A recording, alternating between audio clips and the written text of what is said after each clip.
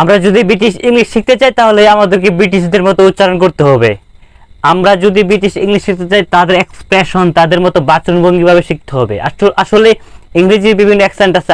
আপনি বাংলা অ্যাকসেন্টে কথা বলতে পারেন, Indian accent, New Zealand accent, Australian accent. আপনি যদি ব্রিটিশ শিখতে চান তাহলে ব্রিটিশ অ্যাকসেন্টই ফলো করতে হবে।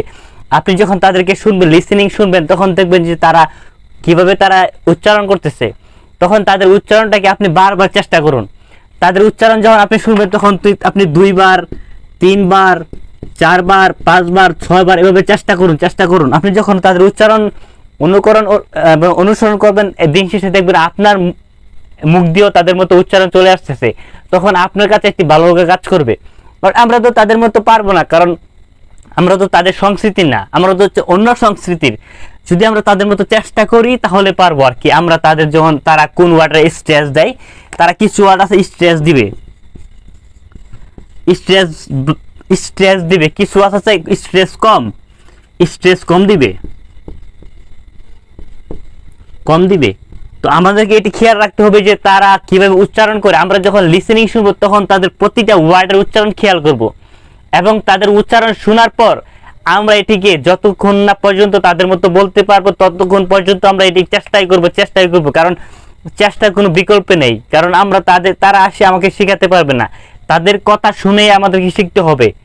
তো এভাবে আমাদের শিখতে হবে যে যখন তারা বলবে কোন ওয়ার্ডটা তারা বেশি স্ট্রেস দেয়, কোন ওয়ার্ডটার মধ্যে তারা স্ট্রেস দেয় না, কোন ওয়ার্ডটা তারা কোন সময় বলতেছে, কোন ওয়ার্ডটা কোন জায়গায় বলতেছে, কোন ওয়ার্ডটার উচ্চারণ আমাদের মুখের কোন দিক থেকে আনতেছে, সেটি আমাদেরকে আগে বুঝতে হবে।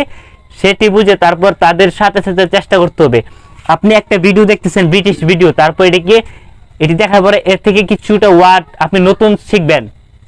আপনি যে পারবেন না তা না, আপনি 60 থেকে 70% ওয়ার্ডই পারবেন, এবং কিছু নতুন ওয়ার্ড আসবে, সেগুলা কিভাবে উচ্চারণ করে, এর মিনিং কি, এটা কিভাবে কোন জায়গায় ব্যবহার করতে হয়, আপনি সেটিকে খেয়াল রাখবেন। এভাবে খেয়াল রাখার পর আপনি একটা সময় গিয়ে দেখবেন যে আপনি অবশ্যই পেরে যাচ্ছেন।